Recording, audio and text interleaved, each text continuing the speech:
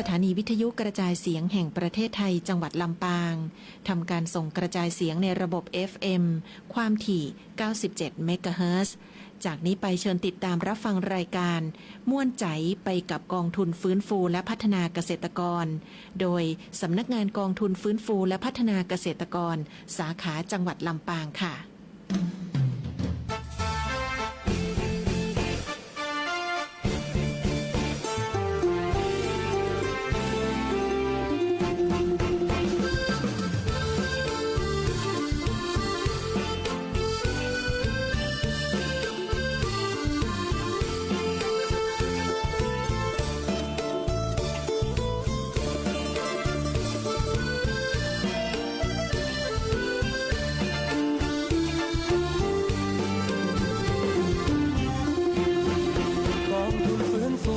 พัฒนาเกษตรกรเพื่อเกษตรกรที่เดือดร้อนปัญหาหนี้สินมีหลายครอบครัวต้องจำนองด้วยที่ทำกินจนแทบหมดหนทางดินเมื่อที่ดินจะโดนยึดไปเป็นหนี้ที่ไหนธนาคารใดก็อย่าไปหนีให้เข้ามาทางนี้มาปรึกษาทางแก้ไขรัฐบาลช่วยตั้งกองทุนไม่หวังกำไรใช้หนี้ให้ก่อนแล้วค่อยผ่อนใช้ผ่อนน้อยยาวๆดอกเบี้ยไม่มี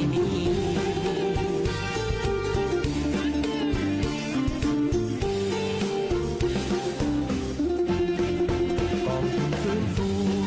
นฟูกันด้วยหัวใจเพื่อเกษตรกรไทยทั่วเมืองไทยที่มีปัญหาฟื้นฟูเร็วรีบพร้อมมีเงินทุนให้พัฒนาเราเอาหัวใจมาช่วยนำพาทุกวันเวลาไม่มีพันแปรกองทุนฟื้นฟูและพัฒนาเกษตรกรความรักความอาทรจากหัวใจห่วงใยดูแล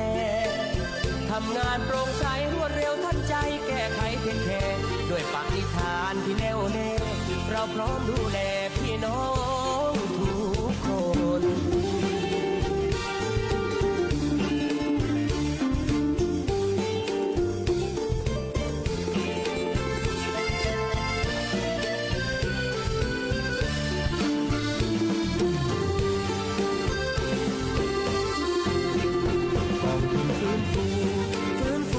ด้วยหัวใจเพื่อเกษตรกรไทยทั่วเมืองไทยที่มีปัญหา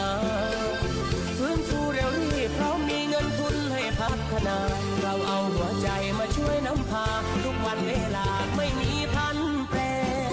กองทุนฟื้นฟูและพัฒนาเกษตรกรความรักความอาทรจากหัวใจห่วงใยดูแล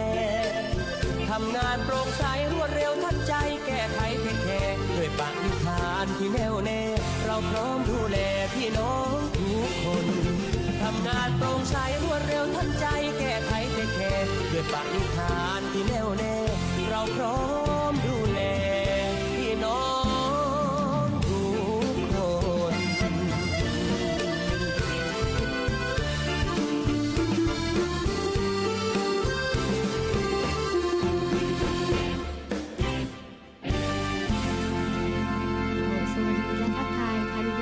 ท่านนะเจ้าเนาะสวัสดีงามๆไปยังแฟนรายการนะเจ้าเนาะกับสมาชิกกองทุนฟื้นฟูและพัฒนาเกษตรกรนะเจ้าสาขาจังหวัดลำปางนะเจ้าม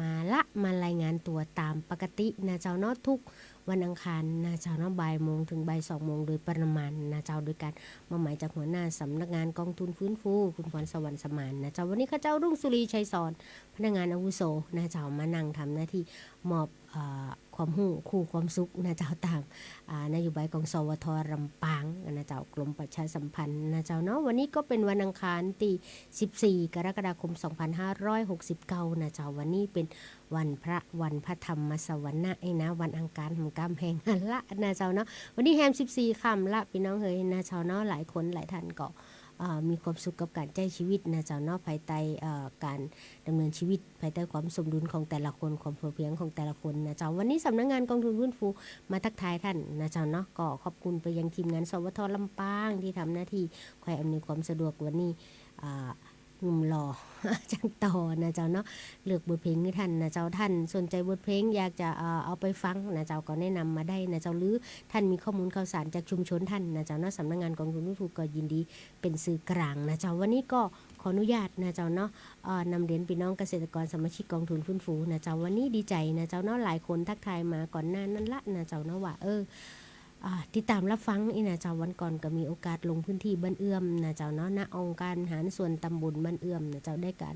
ตอบรับจากพี่น้องบ้านเอื้อมนะเจ้ากลุ่มเป้าหมาย120คนมาเกือบ150นะเจ้าเนาะอุ่นหนาฝาขังนะเจ้าเนาะกับการโครงการส่งเสริมความเข้มแข็งให้องค์กรเกษตรกรวันนั้นเฮามีโอกาสเชิญวิทยากรนะเจ้าเนาะมาให้พี่น้องเกษตรกรนะเจ้าเนาะได้กำหนดแผนชีวิตตัวเก่านะเจ้าโดยมีพระอาจารย์สาธิตธีรปัญโยนะเจ้าแล้วก็คุณบีจากบริษัทนัทเทิลนะเจ้าซึ่งเป็นอนุกรรมการกองทุนฟื้นฟูนะเจ้าเนาะมีโอกาสได้สื่อสารกับพี่น้องนะเจ้าท่านฟังอยู่แห่งหนตำบลใดฟังชัดเจนก็นะเจ้าหรือว่ามีอย่างแนะนำเอื้นมาได้เน้อ054 224 556นะเจ้าสวทลำปางแนะนำบทเพลงหรือข้อมูลข่าวสารหรือว่าแนะนำผู้ดำเนินรายการนะอู้เร็วกอจ้ากอนะเจ้าหรือว่าต้องการทราบข้อมูลข่าวสารก็ทักทายมาได้นะเจ้าเนาะบ่ายโมงกับ9 นาทีนะเจ้าขออนุญาตนำเรียนว่ากองทุนฟื้นฟูและพัฒนาเกษตรกรสาขาลำปางยินดีเป็นสื่อกลางให้พี่น้องในทุกๆเรื่องโดยเฉพาะการรักษาที่ดินให้พี่น้องนะเจ้าเนาะได้อยู่กับพี่น้องเกษตรกรเพราะว่าเป็นห้องไว้อย่างก็ตั้งบ้านเฮานะเจ้าถ้าบ่มีนี่แล้วก็ลำบากนะเจ้าถ้าบ่มีที่ดินถือว่าเป็นทรัพย์อันสำคัญของพี่น้องเกษตรกรนะเจ้าฉะนั้นท่านต้องรักษาทรัพย์ไว้นะเจ้าเนาะมีที่ดินก็เหมือนมีความมั่นคงหลายๆด้านนะเจ้าเนาะบ่ว่าด้านอาหารนะเจ้าด้านยารักษาโรคนะเจ้าเลยบ่ว่าที่อยู่อาศัยนะเจ้าแล้วก็เครื่องนุ่งห่มต่างๆเกิดจากดินเกิดจากธรณีทั้งนั้นฉะนั้นเป้าหมายของเราคือการรักษาที่ดินของพี่น้องเกษตรกรบ่ให้หลุดไปยังบุคคลที่3นะเจ้าอันนี้ก็คือความปรารถนาดีเรานอกจากนี้แล้วนะเจ้าเนาะเมื่อท่านมีที่ดินแล้วนะเจ้าท่านก็ต้องทำมาหากินซึ่งการทำมาหากินนี่สำนักงานกองทุนฟื้นฟูก็สนับสนุนปัจจัยการผลิตโดยเฉพาะการสนับสนุนปัจจัยทุนนะเจ้าเนาะซึ่งเอาไปเป็นทุนทางสังคมเป็นเครื่องมือทำมาหากินให้พี่น้องเกษตรกรได้ลืมตาอ้าปากได้นะเจ้าเนาะถึงวันนี้นะเจ้ามีหลายส่วนนะเจ้าก็กังวลว่าพี่น้องเกษตรกรประสบทั้งปัญหาหนี้สินนะเจ้าแล้วก็ประสบปัญหาทั้งในเรื่องการขาดแหล่งทุนหรือเข้าบ่ถึงสิทธิ์วันนี้กองทุนฟื้นฟูยืนอยู่ข้างพี่น้องเกษตรกรเอาละนะเจ้าเนาะทักทายกันพอหอมปากหอมคอนะเจ้าเนาะไปฟังเพลงให้มวลอกมวลใจก่อนแล้วก็มาอู้จากันติดตามรับฟังกันนะเจ้ารายการม่วนใจไปกับกองทุนฟื้นฟูและพัฒนาเกษตรกรโดยสำนักงานกองทุนฟื้นฟูและพัฒนาเกษตรกรสาขาจังหวัดลำปางเจ้ากองทุนฟื้นฟูและพัฒนาเกษตรกรเพื่อเกษตรกรที่เดือดร้อนปัญหาหนี้สิน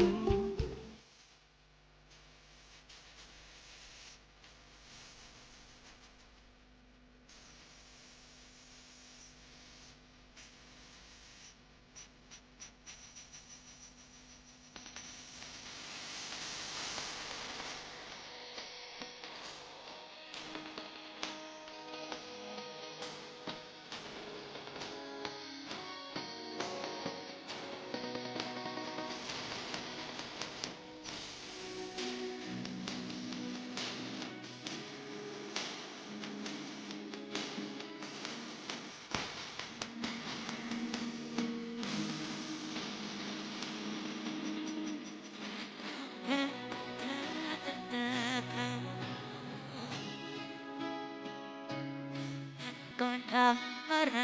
ไม่ใช่แต่พอเขาใ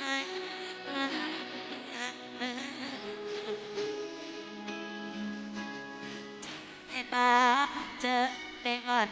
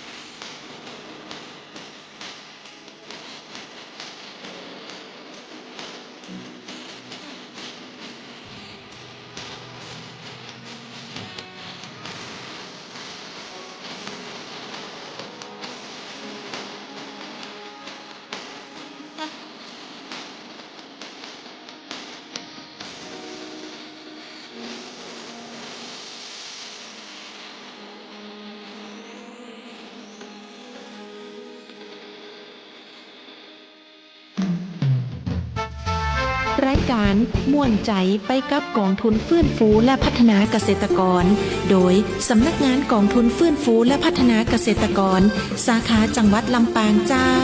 กองทุนฟื้นฟูและพัฒนาเกษตรกรเพื่อเกษ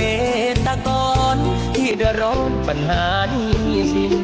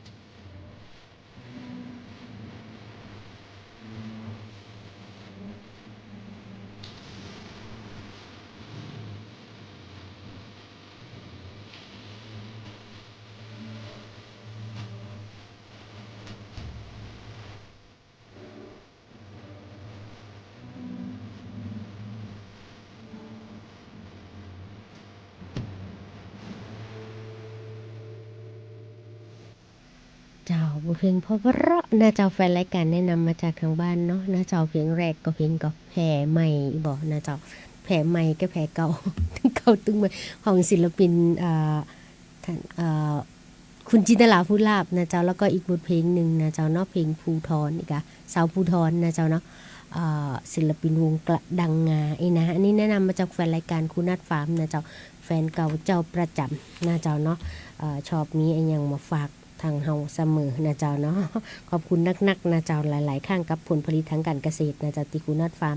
นำมาให้พี่น้องเฮาก็แบ่งปันกันไปนะเจ้าเนาะขอบคุณนักๆนะเจ้าเนาะบ่ายโมงกับ19นาทีหลายคนกินข้าวน้ำจำข้าวตอนกันเรียบร้อยละนะเจ้าเนาะเลอแอลก็มาฟัง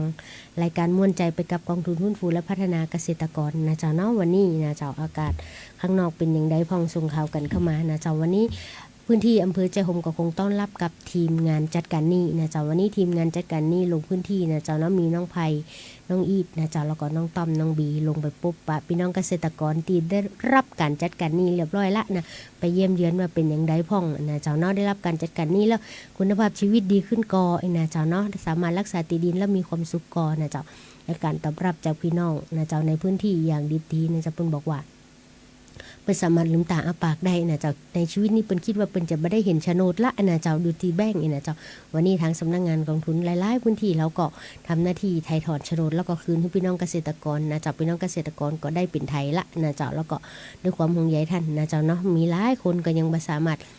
จัดการหนี้ได้สำนักงานก็ลงไปดูว่ามีปัญหาอะไรยังนะเจ้าพอมีปัญหาในเรื่องของงบหรือทุนในการต่อยอดต่ออาชีพเพื่อที่จะได้มีเงินมาชำระหนี้ต่อนะเจ้าเนาะสำนักงานกองทุนก็สนับสนุนในเรื่องของงบประมาณนะเจ้าโดยท่านต้องเขียนแผนโครงการมาที่สำนักงานก่อนนะเจ้าซึ่งในเรื่องนี้ก็จะเป็นเรื่องของงานฟื้นฟูที่จะต้องไปดูแลต่อนะเจ้าเฮาฟื้นฟูทั้งอาชีพนะเจ้าเนาะเฮาทั้งจัดการหนี้เพื่อรักษาที่ดินให้พี่น้องเกษตรกรนะเจ้าวันพรุ่งนี้ขออนุญาตประชาสัมพันธ์ให้สมาชิกกองทุนฟื้นฟูที่ได้เขียนแผนโครงการไว้ในมือแล้วก็ได้ส่งมาที่สำนักงานกองทุนฟื้นฟูละไอ้นะเจ้าเนาะแล้วก็ยังไม่เห็นไปหน้าไปหลังอยู่นะเจ้าทางสำนักงานกองทุนฟื้นฟูก็มาพิจารณาดูละแผนโครงการที่ท่านเขียนมานะเจ้าส่วนหนึ่งบ่เป็นไปตามประกาศเจตนารมณ์ของกองทุนฟื้นฟูและส่วนหนึ่งก็มีบางส่วนนะเจ้าที่ข้อมูลบ่สมบูรณ์ก็เลยว่ากำหนดวันพรุ่งนี้นะเจ้าเนาะตั้งแต่ 9 โมงนะเจ้าเป็นต้นไปนะเจ้าเนาะเริ่มลงทะเบียนที่โรงแรมลำปางเวียงทองห้องเวียงพนานาเจ้าเนาะก็สมาชิกกองทุนฟื้นฟูที่น้องเจทีมฟื้นฟูของเขาได้ประสานไปเอิ้นไปนั้นพูกไปลืมเน้อนะเจ้าเนาะท่านจะได้ลงมือปฏิบัติจริงเลยวันพูกเป็นห้องว่าประชุมเชิงปฏิบัติการแผนโครงการที่ท่านส่งมานะเจ้าเขาดูละมีบางส่วนต้องแก้ไขท่านก็มาแก้ไขวันพูกเลยนะเจ้าเนาะโดยมีคณะอนุการนะเจ้าติดตามแล้วก็คณะการกรองแผนนะเจ้าเนาะโดยมีท่านทีมของท่านเกษตรและสหกรณ์จังหวัดนะเจ้าเนาะก็ช่วยเข้าดูแลหลังจากท่านแก้ไขแล้วนะเจ้าท่านก็มีโอกาสกลับมาส่งภายในวันที่2แล้ววันที่22สำนักงานกองทุนก็จะนำเข้าสู่การประชุมอนุกรรมการโอกาสท้องของท่านละนะเจ้ารู้สึกว่ามีทั้งหมด12แผนโครงการนะเจ้าเนาะตีเฮาต่อไว้นะเจ้ามีองค์กรละ5คนที่จะเข้ามามาบแต่ว่าตรงนี้เฮาบ่มีการเดินทางนะเจ้าเนาะเป็นเรื่องของพี่น้องเกษตรกรจะเข้าถึงสิทธิ์แต่ส่วนหนึ่งสำนักงานกองทุนฟื้นฟูเองมีสนับสนุนในเรื่องของอาหารนะเจ้าแล้วเครื่องดื่มแล้วก็อาหารว่างให้ท่านนะเจ้าเนาะก็ถือว่าเป็นโอกาสอันดีของพี่น้องเกษตรกรทั้ง12องค์กรนะเจ้า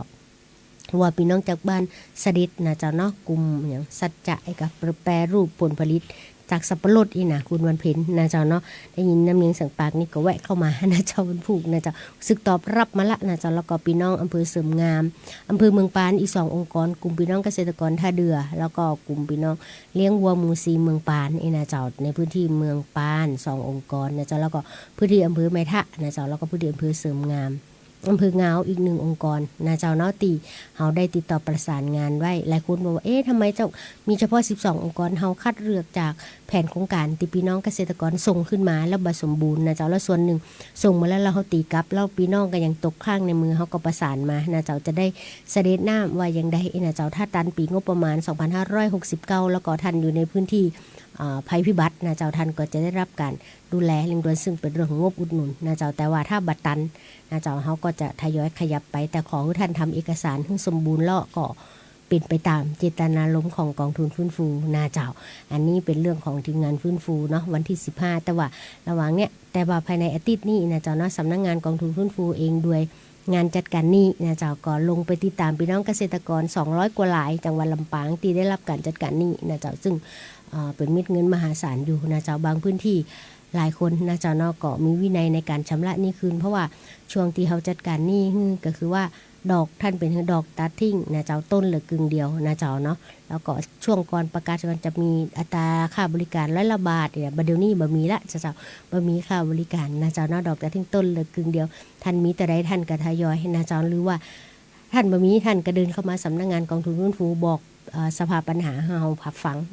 นะเจ้าเนาะเฮาจะเดินไปพร้อมๆกันเพราะเฮาจะบ่ทิ้งใครไว้ข้างหลังสำหรับสำนักงานกองทุนฟื้นฟูกับองค์กรเกษตรกรจังหวัดลำปาง13อำเภอนะเจ้าตรงกับแผนชาติแผนที่13นี่นะเจ้าเอามีทั้งหมด1,000 กว่าองค์กรนะเจ้าซึ่งเป็นเรื่องที่ท้าทายสำหรับพนักงานกองทุนทั้งหมด10ชีวิตที่อยู่ศูนย์ราชการจันทร์2นะเจ้าสำนักงานที่ตั้งเฮาอยู่ที่ศูนย์ราชการจันทร์2ถนนวชิรวุฒิดำเนินนะเจ้าขอบคุณทุกแรงอกแรงใจนะเจ้าเนาะทั้งจากภาคีเครือข่ายผู้ใหญ่ใจดีกัลยาณมิตรของเฮานะเจ้าแล้วก็พิเศษพี่น้องสมาชิกกองทุนฟื้นฟูทุกพื้นที่นะเจ้าตีแล้วก็ทักทายกันเข้ามาแวะเวียนมาช่วงนี้คึกคักนะเจ้าเนาะบางคนกับ มาติดตามว่าขึ้นทะเบียนไว้ตั้งเมื่อละนะเจ้าเนาะขึ้นทะเบียนหนี้แล้วยังมาได้จัดการหนี้กำเตื่อยนะซึ่งช่วงนี้ระยะหนี้ทางสถาบันการเงินเองไปก็ลงมาติดตามเนาะก็บอกพี่น้องเกษตรกรไปว่าเคยอู้แล้วว่าการจัดการหนี้กับการขึ้นทะเบียนเป็นคนละส่วนกันนะเจ้าเฮาให้พี่น้องเข้าถึงสิทธิ์คือมาขึ้นทะเบียนได้นะเจ้าแต่ถ้าท่านบ่สามารถจัดการหนี้กองทุนก็จะไปจัดการนะเจ้าแต่ว่าท่านสามารถจัดการหนี้แล้วก็คุยกับสถาบันการเงินได้นะเจ้าท่านก็จัดการกำหนดชีวิตท่านได้นะเจ้าแต่ถ้าท่านยังต้องไปยืมหนี้นอกระบบหรืออย่างใดแล้วมาชำระหนี้เฮาบ่เห็นเฮาบ่สนับสนุนนะเจ้าท่านหันกลับไปคุยกับสถาบันเจ้าหนี้ของท่านนะเจ้าเนาะว่าจะแก้ปัญหาได้อย่างใดนะเจ้าเพิ่นก็จะมีโครงการดีๆหรือถ้าท่านว่าไปบ่ไหวแล้วบ่ไปหน้าไปหลังแล้วน้องลุงนะเจ้าจะได้กับไปบารอดแล้วก็กลับมาอู้กันนะเจ้าเพราะว่าด้วยในเรื่องของกรอบงบประมาณที่มีจำกัดนะเจ้าแล้วก็ส่วนหนึ่งเราได้ชำระหนี้พี่น้องเกษตรกรแล้วบางคนก็บ่สามารถชำระคืนมันก็ทำให้เกิดการเป็นเรื่องเม็ดเงินนะเจ้าเนาะบ่สามารถเยียวยาพี่น้องได้ครบทุกภาคส่วนนะเจ้าโดยเฉพาะการขึ้นทะเบียนหนี้ของพี่น้องเกษตรกรเนาะขึ้นทะเบียนไว้โดยเฉพาะจังหวัดลำปางเฮายกตัวอย่างเฉพาะจังหวัดลำปางน่ะเฉพาะรอบเดือนที่แล้ว500กว่าล้านนะเจ้าซึ่งเป็นเม็ดเงินมหาศาลซึ่งตัวเนี้ยสำนักงานกองทุนฟื้นฟูเองนะเจ้าเนาะโดยผู้บริหารระดับสูงเพิ่นก็พิจารณาว่าต้องคัดเลือกเป็นยกตัวอย่างง่ายๆเหมือนเฮาไปโรงพยาบาลท่านเป็นหนี้ก็เหมือนท่านป่วยละท่านไปโรงพยาบาลถ้าท่านหมอกหอยอีนะหมอกหนี้ปกติหรือหนี้ทวงถามก็เอายาพาราหรือบรรเทาไปก่อนแต่ถ้าท่านฉุกเฉินละนะเจ้าเนาะต้องเข้าห้อง ICU นะเจ้าอันนั้นก็ต้องเยียวยาเร่งด่วนนะในส่วนของโรงพยาบาลแต่ถ้ามากองทุนในส่วนของการฉุกเฉินก็คือถูกประกาศขายทอดตลาดถูกยึดทรัพย์หรือจะถูกดำเนินคดีนะเจ้าอันนี้สำนักงานกองทุนฟื้นฟูก็เมื่อท่านมาแจ้งเขาก็ส่งจื่อท่านไปยังส่วนกลางนะเจ้าเนาะคือบอร์ดจัดการหนี้พิจารณานะเจ้าซึ่งงบประมาณแต่ละปีนะเจ้าเนาะก็ได้มามากน้อยก็อยู่ที่สำนักงบจะสรรให้เฮานะเจ้าแต่ส่วนหนึ่งก็น่าดีใจว่าปีที่ผ่านมาพี่น้องเกษตรกรที่เป็นหนี้สหกรณ์นะเจ้าท่านประธานกรรมการบริหารก็มีนโยบายให้ซื้อนี่สหกรณ์ก็ยินดีขายนะเจ้าตอนนี้เขาก็รวบรวมรายชื่ออยู่นะเจ้าแล้วก็ถ้าเกิดจำเป็นต้องซื้อยกเข่งแล้วใจมติคณะรัฐมนตรีนะเจ้าก็เป็นเรื่องที่พี่น้องเกษตรกรต้องติดตามนะเจ้าเนาะว่าการช่วยเหลือพี่น้องเกษตรกรบางทีมันอาจจะแบบบัตันอกตันใจนะเจ้าเนาะบอกว่าเรื่องนี้หรือเรื่องของการฟื้นฟูอาชีพก็เหมือนกันสาขาจังหวัดเฮาผ่านอนุกรรมการผ่านแต่ข้างบนก็มีคณะการกรองหลายภาคส่วนบางคนเพิ่นก็มองว่าทุกของพี่น้องเกษตรกรนะเจ้าเนาะมันต้องเยียวยาโดยรูปแบบใดนะแต่ในส่วนของเกษตรกรเองนะเจ้าเนาะโดยเฉพาะสมาชิกกองทุนฟื้นฟูมั่นใจได้เจ้าว่าอยู่กับกองทุนฟื้นฟูแล้วนะเจ้าเนาะท่านจะมีหลังพิงฝามีพรบคุ้มครองท่านนะเจ้าบางทีมันอาจจะบัตันใจหรือบ่ใจยาติบยาจันนะเจ้าเนาะก็ยังว่านะเจ้าต้องให้เวลาเพราะว่าปัญหาต่างๆมันถูกมักหมมมาเมินละนะเจ้าในส่วนของพี่น้องเกษตรกรนะเจ้าสำนักงานกองทุนเฮาถ้านับอายุก็ได้24ปีนะเจ้า24ปีเต็มนะเจ้าเทียบกับกระทรวงอื่นๆนี่น้องใหม่เลยละนะเจ้าแล้วว่าพรบของเฮาก็เกิดจากการเรียกร้องของพี่น้องเกษตรกรนะเจ้าเนาะที่สำคัญที่สุดทุกอย่างของพี่น้องเกษตรกรนี่นะเจ้าเนาะมันบ่มีวันหยุดราชการนะเจ้าเนาะมันตุก24ชั่วโมงแต่ว่าทั้งหมดทั้งมวลนะเจ้าปัญหาทุกอย่างมีทางออกนะเจ้าเนาะถ้าเกิดบ่ออกโทรมาสำนักงานกองทุนฟื้นฟูนะเจ้าหรือว่ารับฟังรายการม่วนใจไปกับกองทุนฟื้นฟูเอาละนะเจ้าเนาะอูนักอูหลายเดี๋ยวจะไก่ ไปฟังอีก2บทเพลงกันละกันเดี๋ยวมาฮู้ว่ากำหนดการวันพรุ่งนี้ตีเวทีการกองแผ่นของการเฮาจะแย่อย่างพ้องนะเจ้ารายการม่วนใจไปกับกองทุนฟื้นฟูและพัฒนาเกษตรกรโดยสำนักงานกองทุนฟื้นฟูและพัฒนาเกษตรกรสาขาจังหวัดลำปางเจ้ากองทุนฟื้นฟูและพัฒนาเกษตรกรเพื่อเกษตรกรที่เดือดร้อนปัญหาหนี้สิน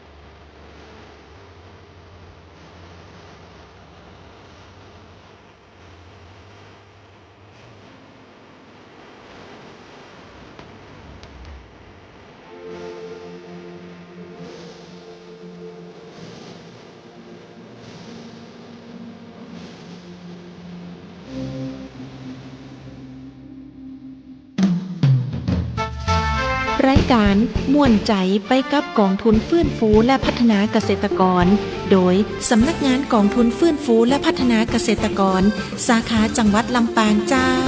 กองทุนฟื้นฟูและพัฒนาเกษตรกรเพื่อเกษตรกรที่เดือดร้อนปัญหาหนี้สิน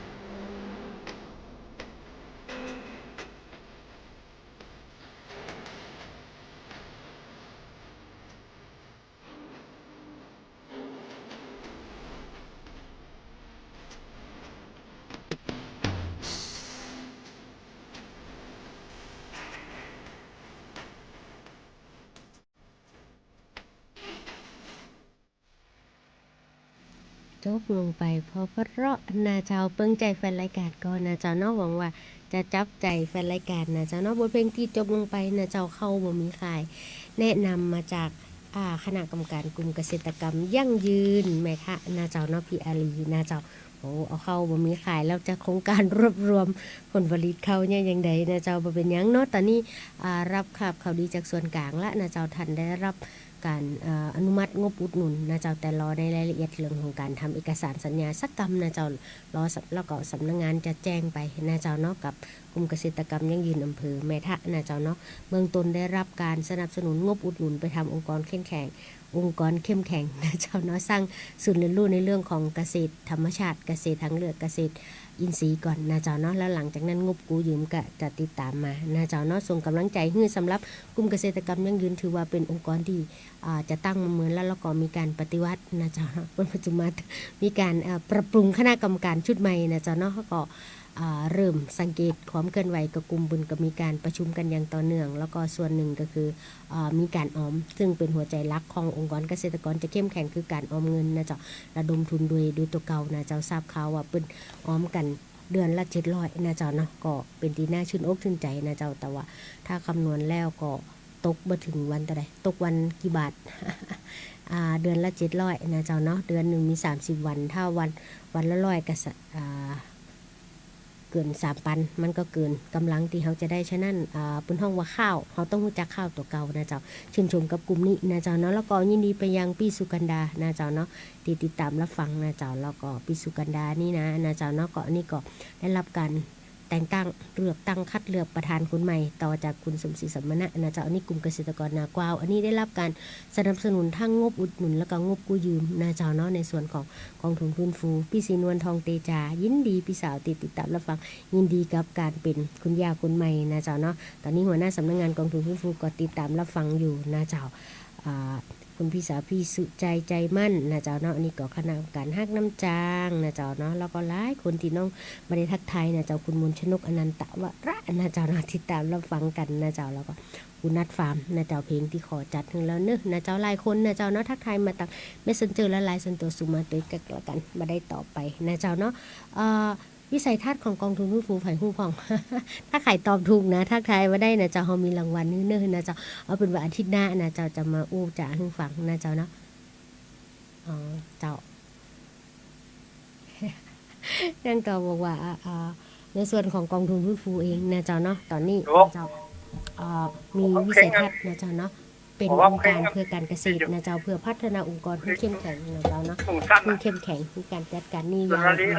ยังมีประสิทธิภาพนะเจ้าอันนี้ก็คือในเรื่องของกองทุนฟื้นฟูเฮานะเจ้าเนาะคุณบอกว่าให้ใส่หูฟัง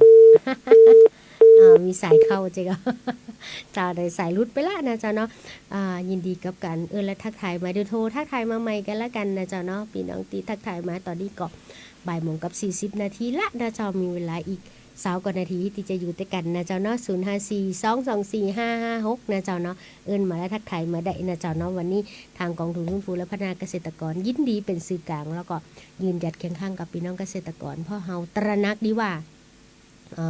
เป็นห้องไว้อย่างความทุกข์ยากของพี่น้องเกษตรกรนะเจ้าเนาะซึ่งประสบปัญหากับความท้าทายทุกๆปัญหาบอกว่าปัญหาทางเศรษฐกิจปัญหาทางสังคมนะเจ้าแล้วก็ปัญหาความไม่สมดุลของธรรมชาติความเสี่ยงสูงนะเจ้าฉะนั้นพรบกองทุนฟื้นฟูเฮานะเจ้าก็มีความประสงค์ให้พี่น้องเกษตรกรเฮามีความเข้มแข็งนะเจ้าสามารถดูแลตัวเองได้ที่สำคัญที่สุดก็คือการรักษาที่ดินไว้ให้พี่น้องเกษตรกรนะเจ้าเนาะแล้วก็ที่สำคัญที่สุดในเรื่องของงบฟื้นฟูอาชีพก็สำคัญนะเจ้าเนาะวันพรุ่งนี้ในส่วนของพี่น้องเกษตรกรนะเจ้าเนาะที่ได้รับการประสานนะเจ้าเนาะไปยังจากน้องเจนะเจ้าทีมงานฟื้นฟูเฮานะเจ้าเนาะเพลงมีสายเข้าทักทายสวัสดีเพลงอยู่ตรงถึงเจ้าอันนี้จากตังใดเจ้าจากนาแก่เจ้าจากนาแจ่เจ้านาแจ่นี่แม่เหมาะนะแม่เนาะนาแก่ไม่เหมาะเจ้าตะปุ้นฝนตกก็เจ้ากำลังหายุดเจ้ากำลังยุดเสียงชัดเจนดีก็แม่ชัดเจนดีอยู่เจ้าวันนี้จะขอเพลงอย่างก็ขอเพลงอยู่ตรงเจ้าเพลงอยู่ตรงนี่ก็เดี๋ยวเราน้องๆเขาหาก่อนอยู่ตรงอันนี้แม่อยู่ตรงเนาะเจ้า เนาะช่วงนี้ช่วงฤดูกาลผลิตอยู่เดี๋ยวดูถ้าหาตันเดี๋ยวต้องเซาะฮือเนาะถ้าบ่มีขออนุญาตเพลงอื่นนะเจ้าขอบคุณที่ติดตาม สายเนื้อหน้าไม้เตือนเจ้า เจ้าขอบคุณเจ้าขอบคุณเสียงน้ำเนียงเสียงปากพี่น้องจากแม่เมาะนาเจ้าขอบคุณนักๆจากนาแจ่นาเจ้าอันนี้ก็สมาชิกกองทุนฟื้นฟูเขาก็ล้นหลามนะทางนาแจ่นาเจ้าเนาะเกือบพันกว่ารายนะเจ้าช่วงนี้ก็ยังลงเห็นว่าน้องเจปรำแผนละจะลงแถวกลุ่มอะไรอย่างกลุ่มพอเพียงอันนี้ได้รับโครงการกระบือเลี้ยงกระบือนะเจ้าเนาะก็ได้ร่วมงบสนับสนุนไปเกือบ500,000นะเจ้าแต่ว่าเพลงอยู่ตรงถ้าไม่มีเพลงชมทุ่งก็ เอาเพลงชมทุ่งแทนไว้แม่เจ้าเดี๋ยวต้องต่อซ่อหาคืออยู่แล้วนะเพลงอยู่ตรงนะเจ้าเนาะบางคนก็ไปแอลตามห้างตามตรงตามนาเจ้านั่นแหละนาเจ้าเนาะขอบคุณทุก เพลงจริงเจ้า อ๋อจากไหนเจ้า เจ้าก็ปาดเจ้า ซบปาดนี่แม่เมาะเนาะ เจ้า เจ้าตะกอนซบปาดนี่อยู่เมทะแล้วปัญญามาอยู่แม่เมาะบ่แม่ เจ้าบรรยายมันอยู่ไม่เหมาะเจ้าตำบลน้ำบ่อันตำบลแม่ทะอำเภอก็ตำบลหัวเสีย ตะบวนหัวเสือเมทะเนาะ เจ้า อันนี้แยกไปอยู่แม่เมาะเจ้าแล้วแม่เป็นสมาชิกกองทุนฟื้นฟูก็ แม่แกแล้วดูแม่70แล้วอ่ะ ว้าว ยังมีไฟอยู่แม่ยังมีไฟอยู่ฟังกองทุนฟื้นฟูนะซ้ำจะมีอายุยืนหมื่นปีนะเป็นว่านะนะจ๊ะ แม่จะฟังเสียงอู้กับม่วน เจ้า น้ำหนักดีเสียงอ่ะ เจ้าทุกดีเจเลยเนาะ เจ้าทุกดีเจเลยเสียงน่ารักเลย เจ้าขอบคุณนัก นัก แม่ ยุ่ยคนนึงดู ดีเจยุ้ยนะดีเจยุ้ยดีเจก้อยนะดีเจแอลอีเนาะ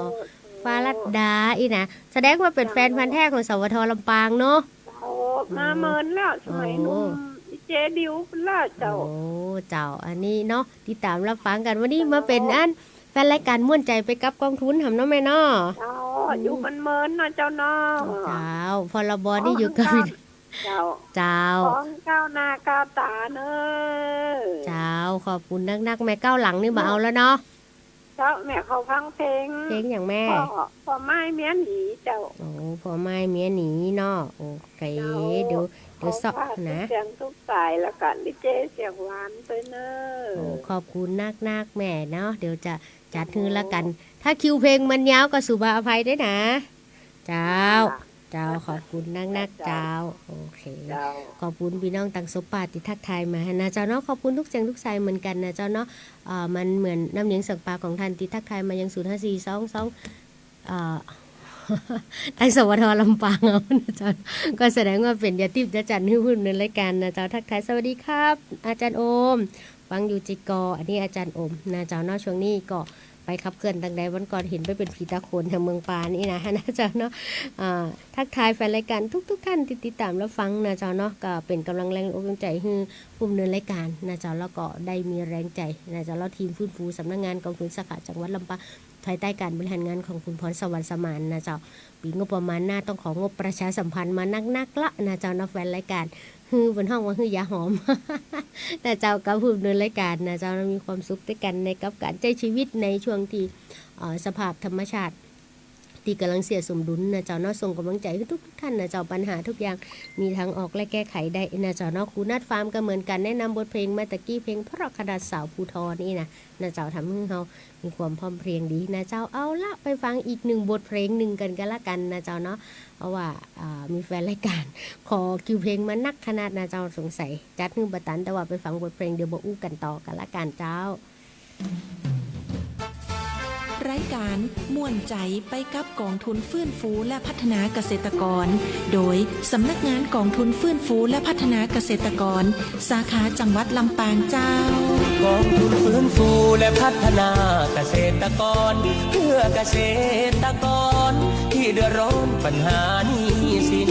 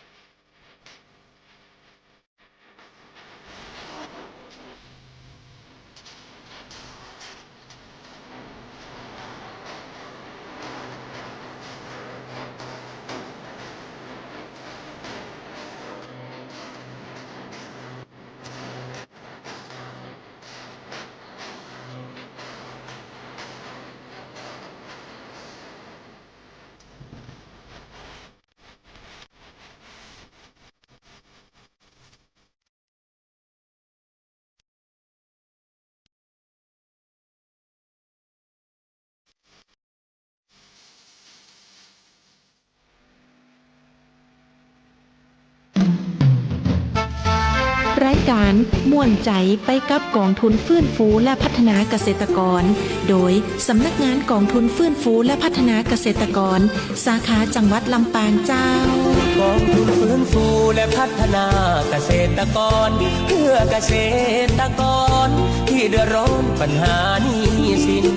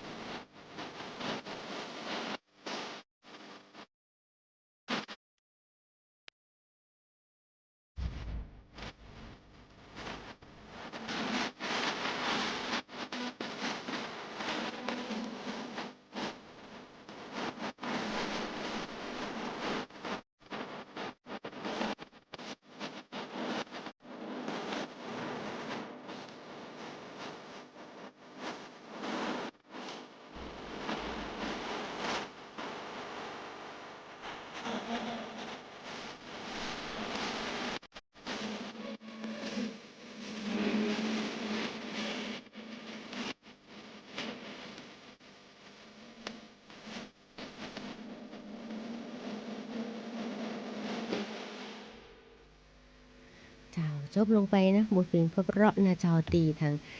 ช่างต่อทีมงานสวทคัดเลือกนะเจ้าเนาะจบลงไปศิลปินคุณยิ่งยงยอดบัวงามนะเจ้าก่อนนั้นก็หลายๆบทเพลงเพราะๆนะเจ้าเข้าบรรยากาศกับพี่น้องเกษตรกรเฮาช่วงนี้ฤดูการผลิตนะเจ้าแต่เจ้ากระตังผู้ใหญ่สว่างนะเจ้าเนาะตังสันดอนแก้วนะเจ้าเนาะส่งข่าวมาวันนี้อยู่กลางตรงกลางนะอยู่เลิกกำลังโลกายนะเจ้าส่งกำลังใจทุกท่านนะเจ้าตีอยู่ตรงนะเจ้าอีปออีแม่ที่ขอเพลงไว้นะเจ้าเนาะตังสบปาดแม่เหมาะนะเจ้าแล้วก็ตังนาแจ้รอคิวกันละกันนะคิวเพลงนักขนาดนะเจ้าขอบคุณทุกเสียงทุกสายที่ทักทายมาแล้วก็เอิ้นมานะเจ้าทางผ่านทางไลฟ์สดสวทลำปางนะเจ้าเนาะตีหรือว่ารับฟังบนคืนนะปัดนะเจ้าเนาะวิทยุเฮา97เมกะเฮิรตซ์วันนั้นมีโอกาสเจอประกอมหาเฮาเข้ามากอดเปิ้นฟังตึงวันทุกชั่วโมงบ่เคยทักทายบ่ส่งเพลงให้กันเอาเป็นว่าเดี๋ยวน้องลุงส่งเพลงให้กันละกันนะเจ้าเนาะเวลามันแห่งความสุขมันก็ผ่านไปเร็วแตะนะเจ้า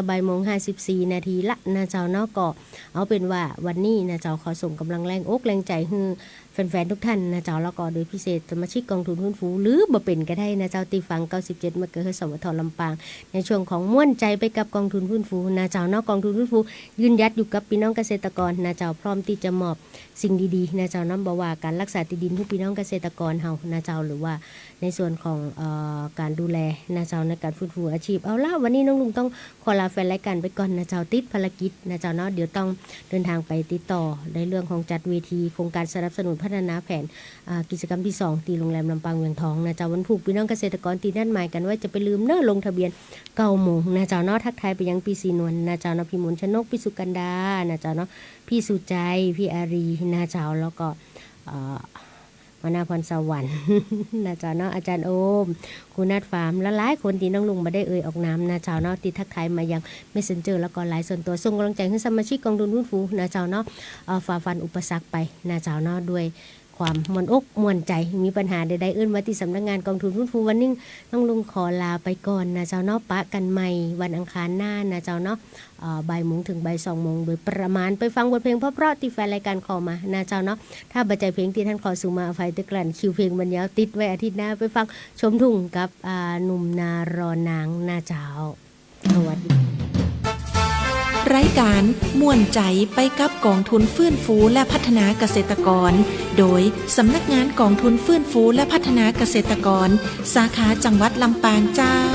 กองทุนฟื้นฟูและพัฒนาเกษตรกรเพื่อเกษตรกรที่เดือดร้อนปัญหาหนี้สิน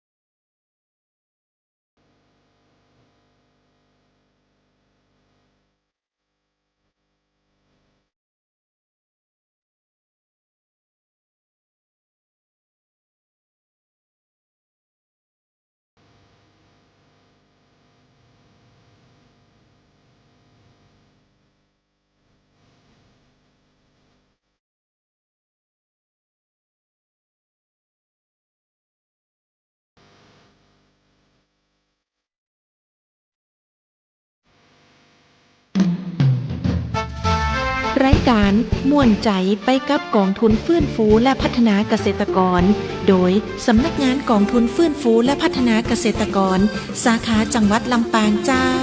กองทุนฟื้นฟูและพัฒนาเกษตรกรเพื่อเกษตรกรที่เดือดร้อนปัญหาหนี้สิน